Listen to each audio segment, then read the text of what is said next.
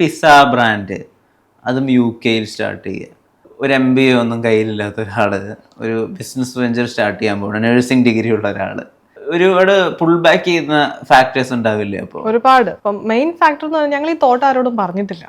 നമ്മൾ നമ്മുടെ ഐഡിയാസ് പല ആൾക്കാരോട് പറയുമ്പോഴാണ് നമുക്ക് പുൾ ബാക്ക് ചെയ്യാനുള്ള ഒരു ഓപ്ഷൻസ് പറയുന്നത്. അപ്പം പല ആൾക്കാരും പറയായിരിക്കും നിനക്കൊരു ജോലിയുണ്ട്, ഇനി അത് പോയി നീ ഇത്ര ടെൻഷൻ എടുക്കണോ, ബിസിനസ് ചെയ്താൽ ലോസ് വരും. അപ്പം ഈ ഐഡിയാസ് ഒന്നും ഞങ്ങൾ ഒരു മനുഷ്യരോടും പറഞ്ഞിട്ടില്ല. ഈവൻ ഞങ്ങൾ ഫാമിലിയോട് പോലും പറഞ്ഞിട്ടില്ല കേട്ടോ.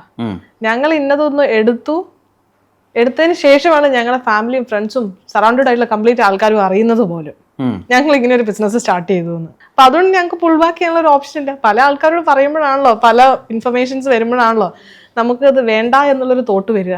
അങ്ങനെ ഒരു തോട്ട് ഞങ്ങൾക്ക് അപ്പൊ വന്നില്ല.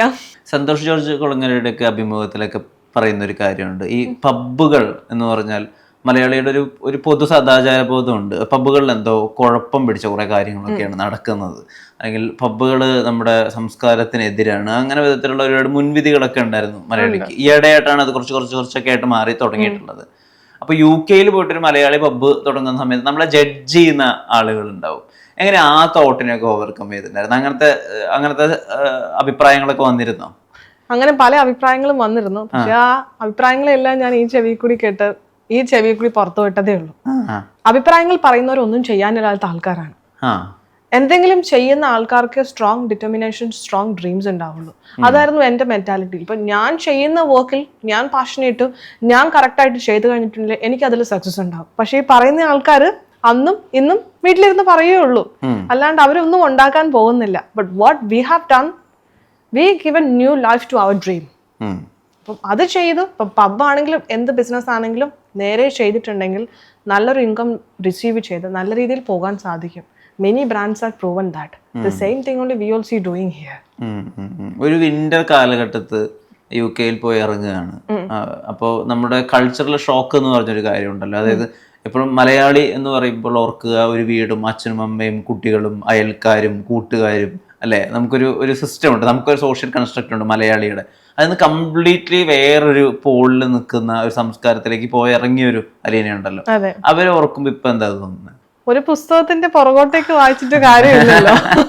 മുന്നോട്ടുള്ള ജീവിതമല്ലേ നമ്മൾ നോക്കണ്ടത്. ഞാൻ എന്തായിരുന്നു, എന്റെ ഫാമിലി എന്തായിരുന്നു, അത് തന്നെ കണ്ടിന്യൂ ചെയ്തിട്ടുണ്ടെങ്കിൽ അതിലൊരു കാര്യമില്ല. അപ്പം പലരും പറയാറുണ്ട്, ഇപ്പം ഞാൻ ഒരു മിഡിൽ ക്ലാസ്സിൽ ഫാമിലിയിൽ ജനിച്ചത് എന്റെ തെറ്റല്ല. പക്ഷെ ഞാനൊരു മിഡിൽ ക്ലാസ് ഫാമിലി ആയി തന്നെ മരിച്ചാൽ അത് എന്റെ മാത്രം തെറ്റാ, എന്റെ മാത്രം മിസ്റ്റേക്ക് ആണത്. അപ്പൊ അതൊരിക്കലും എന്റെ ജീവിതത്തിൽ നടക്കരുത്. ഞാനൊരു മലയാളി ഫാമിലിയിൽ നിന്ന് മലയാളി ബാക്ക്ഗ്രൗണ്ടിൽ തന്നെ പോയി കഴിഞ്ഞിട്ടുണ്ടെങ്കിൽ no changes in my life. I want to make a changes in my life. Me and my husband want to make some innovations. അതാണ് ഞങ്ങൾ ചെയ്തിരിക്കുന്നത്. എപ്പോഴായി എനിക്കൊരു മിഡിൽ ക്ലാസ്സുകാരിയായിട്ട് മരിക്കണ്ട ആ ഒരു തോട്ട് എപ്പോഴാണ് വരുന്നത്? ഞാൻ എൻ്റെ ഹസ്ബൻഡിനെ മീറ്റ് ചെയ്ത് അന്ന് തൊട്ട്. എൻ്റെ ഹസ്ബൻഡ് എന്ന് പറയുന്നത് Nithin has a very long mission and vision in his life. പുള്ളി എപ്പോഴും പറയും എനിക്കൊരു പ്രൈവറ്റ് ജെറ്റ് മേടിക്കണം. ഞാനൊന്നും പെരുന്നാളിനൊരു വിമാനം കണ്ട് മേടിച്ചിട്ടുള്ള ഓർമ്മ എനിക്കുള്ളൂ. എൻ്റെ തോട്ടിലേ അതൊന്നുമില്ല. പക്ഷെ പുള്ളി എപ്പോഴും പറയും നമുക്കൊരു പ്രൈവറ്റ് ജെറ്റൊക്കെ മേടിക്കണം, നമുക്കൊരു കാറ് മേടിക്കണം, അല്ലെങ്കിൽ ഒരു ഫെറാരി മേടിക്കണം, ഒരു ഡിഫൻഡർ മേടിക്കണം എന്നല്ല പുള്ളി പറയുന്നത്. നമുക്കൊരു പ്രൈവറ്റ് ജെറ്റ് മേടിക്കണം എന്നുള്ള തോട്ടാണ്. ആ തോട്ടിലാണ് പുള്ളിയുടെ കൈ കിടന്നാണ് എൻ്റെ ഒരു ആന്റർപ്രണർ ജേണി വളർന്നത് തന്നെ. അവിടെ നിന്നാണ് എനിക്കൊരു തോട്ട് വരെ വന്നത്. ഈ സിയ പിസ്സ എങ്ങനെ ഈ പേര് വരുന്നത്? സിയ പിസ്സ എന്ന് വന്നത് ഒരു എക്സിസ്റ്റിംഗ് ബ്രാൻഡ് ആയിരുന്നു. 2011 തൊട്ടുള്ള ഒരു ബ്രാൻഡാണ് UK-യിൽ. ഒരു ഇറ്റാലിയൻ വിറ്റാരിയോ ക്യാപിറ്റി എന്ന് പറഞ്ഞൊരു ഇറ്റാലിയൻ നടത്തിക്കൊണ്ടിരുന്ന ബ്രാൻഡിനെ Aleena and Nithin take over ചെയ്തതാണ്. ടേക്ക് ഓവർ ചെയ്ത് we have given new life for that brand. അപ്പം ഞങ്ങൾ ആ ബ്രാൻഡിന്റെ പേര് പോലെ ആ ഒരു ഒതന്റിസിറ്റി പോവാണ്ടിരിക്കാൻ വേണ്ടിയിട്ട് ഞങ്ങൾക്ക് വേണമെങ്കിൽ പല വെറൈറ്റി നെയിമുകളും പല സ്ഥലത്തുനിന്ന് കൊണ്ടുവരാം. ChatGPT ഒക്കെ ഉള്ള കാലമാണ്, നമുക്ക് പല അടിപൊളി ഇറ്റാലിയൻ പേരുകളൊക്കെ നമുക്ക് കൊണ്ടുവരാം. പക്ഷെ അത് കൊണ്ടുവരാണ്ട് ഞങ്ങൾ അത് കീപ്പ് ചെയ്തതിന്റെ റീസൺ ആ ഒരു 2011 തൊട്ടുള്ള കമ്പനിയുടെ ജീവൻ കളയാണ്ട് അതിൽ സംതിങ് ഒരു ഇന്നോവേറ്റീവ് ചെയ്തത് കീപ്പ് ചെയ്യാൻ വേണ്ടിയിട്ടാണ്. അങ്ങനെയാണ് സിയ പിസ്സ എന്നൊരു പേരിന്റെ ജനനം അവിടെ വന്നത്. ഇപ്പൊ ഇന്ത്യക്കാർ പലപ്പോഴും UK-യിൽ പോയിട്ട് തുടങ്ങുന്ന റെസ്റ്റോറൻറ്റ്സ് അല്ലെങ്കിൽ ഈറ്ററി ജോയിൻസിനൊക്കെ ഒരു ഇന്ത്യൻ സ്വഭാവം കൊടുക്കാൻ വേണ്ടിയിട്ടാണ് നോക്കുക. അവിടെ നിങ്ങൾ ബുദ്ധിപരമായിട്ട് പിസ്സ അങ്ങ് കൊണ്ടുവരികയാണ്. അത് ഇന്ത്യൻസും കഴിക്കും, ഇന്റർനാഷണലി എല്ലാവരും കഴിക്കും. അതൊരു കോമൺ ഫുഡായിട്ട് എന്നറിയപ്പെടുകയും ചെയ്യുന്നുണ്ടായിരുന്നു.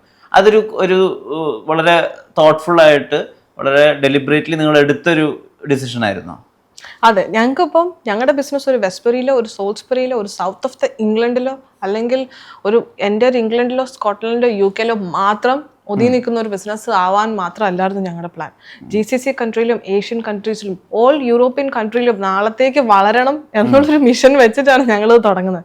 എന്തായാലും നമ്മൾ ഇറങ്ങി തിരിച്ചല്ലോ. അപ്പം ചെറിയ രീതിയിലല്ല, വലിയ രീതിയിൽ തുടങ്ങണം എന്നുള്ള ഒരു വലിയൊരു ഇൻവെസ്റ്റ്മെന്റ് എടുത്ത് നല്ല രീതിയിൽ ചെയ്യണം എന്നുള്ളൊരു വിഷൻ കൊണ്ടാണ് ഞങ്ങളൊരു ഇറ്റാലിയൻ ബ്രാൻഡിലേക്ക് ഞങ്ങൾ വന്നത്. അപ്പം ഒന്ന് നോക്കി നോക്കാം, GCC കൺട്രീസിലും ഏഷ്യൻ കൺട്രീസിലും യൂറോപ്യൻ കൺട്രീസിലും എല്ലാം ഒരുപോലെ ഇറ്റാലിയൻ കുസിനുണ്ട്. Especially pizza and all every countries love that. അപ്പം അങ്ങനെയാണ് ഞങ്ങൾ ഇതിനകത്തേക്ക് എത്തിച്ചേർന്നത് പോലും. ഇപ്പൊ ഇതിന്റെ ഒരു ജേർണി എടുത്ത് വായിച്ചു നോക്കുന്ന സമയത്ത് ഒരു ടേബിൾ 2 ടേബിൾ ആവുന്നു, അല്ലെങ്കിൽ 2 ടേബിൾ 4 ടേബിൾ ആവുന്നു. പിന്നെ ആദ്യമൊക്കെ കുറച്ച് ഓർഡേഴ്സ് വരുന്നതിൽ നിന്ന് പെട്ടെന്ന് ഈ ഡെലിവറി ഏജൻസിന്റെ ഒരു റഷ് വരുന്നു. ഇതിന് നമ്മളായിട്ട് എടുക്കേണ്ട ഒരു ഇനീഷ്യേറ്റീവ് ഉണ്ടല്ലോ, ഒരു സംരംഭം തുടങ്ങിയിട്ട് ആളുകളിലേക്ക് എത്തിക്കണം. ആ ഡേയ്സ് എങ്ങനെയായിരുന്നു സിയയിലേക്ക് എന്തിന് ആൾക്കാർ വരണം? കാരണം ഡോമിനോസ് ഉണ്ട്, പപ്പ ജോൺസ് ഉണ്ട്, സിസി പോലത്തെ ഒരുപാട് ഇറ്റാലിയൻ വലിയ ബ്രാൻഡുകളും ഉണ്ട്. അപ്പം സിയയിലേക്ക് എന്തിന് ആൾക്കാർ വരണം? അപ്പം അത് മൈൻഡിൽ കീപ്പ് ചെയ്താണ് ഞങ്ങളുടെ മാർക്കറ്റിംഗ് ചെയ്തത്. അപ്പം അതിന് പിന്നെ യൂസർ ഫ്രണ്ട്ലി ആയിട്ടുള്ള ഒരു വെബ്സൈറ്റ് ഞങ്ങൾ ക്രിയേറ്റ് ചെയ്തു. പല ഡെലിവറി പ്ലാറ്റ്ഫോമുകളിലും ഞങ്ങളുടെ ഫുഡ് ഐറ്റംസ് ഞങ്ങൾ ലിസ്റ്റ് ചെയ്തു. അങ്ങനെയാണ് ഈ ഒരു ടേബിൾ 2 ടേബിൾ, ഒരു ഡെലിവറി 2 ഡെലിവറിയിൽ നിന്നും ഇത്രയും ഡെലിവറിയിലേക്കും ഇത്രയും റഷുള്ള ഒരു റെസ്റ്റോറൻറ്റിലേക്ക് ഞങ്ങൾക്ക് വരെ സാധിച്ചത്.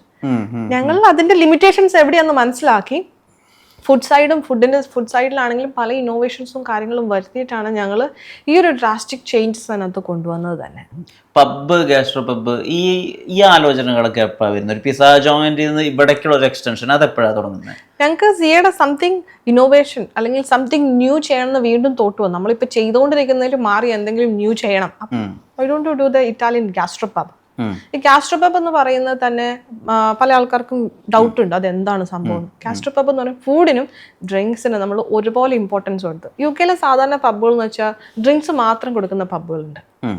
അപ്പം അതിൽ നിന്ന് മാറ്റി ചിന്തിച്ച് നല്ല ഇന്നോവേറ്റീവ് ആയിട്ടുള്ള നല്ല രീതിയിലുള്ള ഫുഡ് പ്രസൻറ്റേഷനും നല്ല കോസ്റ്റ്ലി ഡൈനിങ് എക്സ്പീരിയൻസും അതുപോലെ തന്നെ നല്ല രീതിയിൽ ഡ്രിങ്ക്സും കൊടുക്കുന്ന ഒരു സ്ഥലം, അതാണ് ഗാസ്ട്രോ പബ് എന്നുള്ളൊരു കോൺസെപ്റ്റ്. അപ്പം അവിടെയാണ് ഞങ്ങൾ സിയയ്ക്ക് വേറൊരു ഇന്നോവേഷൻ കൊടുത്തത്. അപ്പം അങ്ങനെയാണ് ഗാസ്ട്രോ പബ് എന്നൊരു കോൺസെപ്റ്റ് ഞങ്ങൾ ചെയ്തത്. ഈ 3 ഔട്ട്ലെറ്റ്സ് തുടങ്ങുക, അപ്പോൾ ഒരു ഔട്ട്ലെറ്റിനെ തുടങ്ങി നമ്മളൊരു പ്രോഫിറ്റായിട്ട് എത്തുന്ന സമയത്ത് സാധാരണ ആളുകൾ ചിലപ്പോൾ അതിനെ കുറച്ചുകൂടെ ഒന്ന് പരിപോഷിപ്പിക്കാൻ, അതിനെ വലുതാക്കാനോ നോക്കുകയാണ് ചെയ്യുന്നത്. അത് ചിലപ്പോൾ അതിന് വർഷങ്ങളുടെ സമയം എടുക്കുകയും ചെയ്യും. പക്ഷെ ഇവിടെ ഒരു വർഷത്തിൽ തന്നെ, ചിലപ്പോൾ ഒരു വർഷത്തിൽ താഴെ തന്നെ 3 ഔട്ട്ലെറ്റ്സ് ഒക്കെ തുടങ്ങിയെന്നാണ് നമ്മൾ മനസ്സിലാക്കുന്നത്. ഇപ്പൊ ആളുകൾ അങ്ങനെ ഉപദേശിക്കല്ലോ, ഇരുന്നിട്ട് വേണം കാല് നീട്ടാൻ എന്നൊക്കെ പറയുന്നത്. ഇതെന്റെ മമ്മി പറയുന്നത്. എന്റെ മമ്മിയാണ് ആദ്യം ഇരുന്നിട്ട് നീ കാല് നീട്ട്, നീ എങ്ങോട്ടായി ഓടണേന്ന് എന്റെ മമ്മി ആദ്യം ചോദിക്കുന്നത്. എന്തായിരുന്നു ആ 3 ഔട്ട്ലെറ്റ്സും തുടങ്ങാനുള്ള വിഷൻ? ഞങ്ങൾക്കിപ്പം ഫാസ്റ്റ് ഗ്രോയിങ്, ഞങ്ങൾക്കിപ്പം ചെയ്തുകൊണ്ടിരിക്കുന്നതിൽ നമുക്കൊരു ടൈം പീരീഡ് ഉണ്ട്. ഇപ്പം ഞങ്ങൾ ഒരു ഏറ്റവും കൂടുതൽ സ്ട്രെസ് അനുഭവിച്ചിരിക്കുന്ന സമയമാണ് ഞങ്ങളിപ്പം. ഒരു പ്രോപ്പർ ഫാമിലി ടൈം അതൊന്നും ഇല്ലാണ്ട് ബിസിനസ്സിന് പുറകെ മാത്രം ഞങ്ങൾ 2 പേരും ഓടിക്കൊണ്ടിരിക്കുക. ഞങ്ങളുടെ ഹെൽത്ത് പോലും പ്രോപ്പറായി നോക്കാണ്ട്. അപ്പം ഞാൻ എൻ്റെ ഫ്രണ്ട്സൊക്കെ ചോദിക്കും, പ്രഗ്നൻസി കഴിഞ്ഞിട്ട് ഒരു ട്രാൻസിഷൻ ഇല്ലേന്ന് ചോദിക്കും. I don't have time. ഇപ്പം ഞങ്ങളുടെ ഒരു മിഷൻ എന്ന് പറയുന്നത് ബിസിനസ്സിനെ ബിൽഡ് ചെയ്യാം. അപ്പോൾ ആ ഒരു അത്രയും ഞങ്ങൾ ഫാസ്റ്റായിട്ട് കാര്യങ്ങൾ മൂവ് ചെയ്തതുകൊണ്ടാണ് ഒന്നിൽ നിന്ന് ഈ ടൈം പീരീഡ് കൊണ്ട് ഞങ്ങൾക്ക് 3ലേക്ക് എത്താൻ പറ്റും. ഈ 1 കഴിഞ്ഞപ്പോൾ തന്നെ we have build our team. Kitchen സൈഡിലും ഫ്രണ്ട് ഹൗസ് സൈഡിലും മാർക്കറ്റിംഗ് സൈഡിലും ഒക്കെ ടീമിനെ ബിൽഡ് ചെയ്തത് കൊണ്ട് ഞങ്ങൾക്ക് ഫാസ്റ്റായിട്ട് 3ാമത്തേലേക്ക് ജമ്പ് ചെയ്യാൻ പറ്റി.